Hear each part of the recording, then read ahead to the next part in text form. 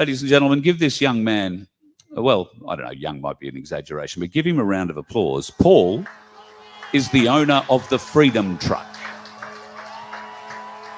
Now, if you were in Canberra, particularly for the big meet, you would have seen the Freedom Truck. It was just it is just a magnificent piece of machinery. It stands out like no other. In fact, it is in demand for movies at the moment, particularly in Queensland, where Paul comes from. Now, I can tell you that the truck was sort of half built. Paul finished the build. He finished the build, got in it, and drove it to Canberra. That's about right, isn't it, Paul? You sort of finished and drove to Canberra. It's been a bit of a long process, as anything is when you start with someone else's unfinished project. Yeah. So, yeah, I think it was a week or two prior to that I just had a pile of work done on it to get up to the standard it was. Now, you built the truck not just so you could drive around in it and look good. Why did you decide to finish the project? The main plan was to finish the project was so that I could do something around my health because I got chronic neck and back pain and a few other things from a few unfortunate events. So, yeah, the plan was to be able to do like chauffeuring for formals as well as had the possibility of bit of movie work. Yeah, a bit of movie work, and I also did took it to truck shows and Supernova. Supernova. Yeah, I was trying to think all I could think was Comic-Con, but it was Supernova. I was thinking Comic-Con as well. So I did that. It really is a Mad Max truck, isn't it? And yeah, also Gold Coast car show down at Mudgee Bar, and I found with the Gold Coast car show that, much to my surprise, because it was a family day, had to change my thinking that day, because originally I thought other car shows I'd been to, people they kind of had their hands behind their back, they respecting people's lovely vehicles and that, and I found that all the kids loved it, so I had to open the doors and let them climb through it. There was a queue, it was ridiculously long, this queue, and luckily for me, because I have my fatigue and also Ranger in that, and I get sort of stuck under pressure. I had a few people that I'd hired. Some promo girls that then they had to change from being promo girls to babysitters, and then a couple extended family members. So we had this big queue, and taking turns of kids sitting in the driver's seat. Awesome. And getting a photo and. So this is everybody in Mudgee Bar, remember, because every kid wanted to pull the air horn. Oh yeah. Oh yeah. So it was going off definitely more than on the Convoy. Oh God, that's great. So yeah, it was fun, and when I first got it, I thought, oh, it would be a bit of fun to have for a very short time, and then sort of possibly move on or whatever. Yeah. I don't suppose you expected to have it the short time you have had it. The thing that made me want to keep it was because it's kind of a bit hard to explain, but because it's pretty way out there, the smile it puts on people's face when they see it and they see that who's driving it, it gets a different reaction. It's like you see their brain click in.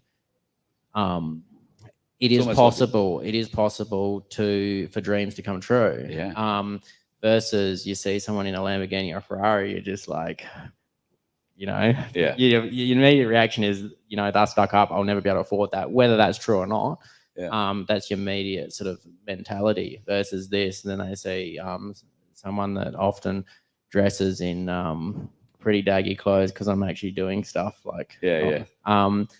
it just clicks in their head, and they're like, you just see the smile on their face, and that's what I wanted to keep it. It's a great community machine. The people gather to it. The kids love it. The families love it. It brings people together. There's nothing wrong with that. It brought a lot of people together in Canberra when you got down there. You had you were following a huge crowd. There was a huge crowd following you. Part of that huge crowd was the Aussie Cossack. Yeah. Now, you know, the Aussie Cossack has been instrumental in helping many people here through the movement. I'm sure that there was no intention from him for what happened to you, but we've all seen the vision. You've seen the vision of Paul being, you know, having the window smashed and associated other bits with the truck there with the cops. Paul, after they took you that day, what have they charged you with? I'm just trying to remember now. There are 6. I think there are 6. They started off with a lot less charges, but then I think furious driving is one they've added. I think it was reckless and furious driving. That is very. Did you see how fast that truck was going, folks? Reckless and furious. It's interesting because the pedestrians are actually walking faster. So maybe later on you will all get a notice in the mail saying that you were reckless and furious walking. But yeah, that originally was less, and then it got upgraded for, I believe, most likely the reason so that they could then hold on to the truck for 3 months, possibly. It starts to get a bit difficult when you're certainly not used to being in this situation or being in trouble. When you got no experience, you kind of definitely thrown in the deep end. Yeah. And this, get me right, this was your first ever protest.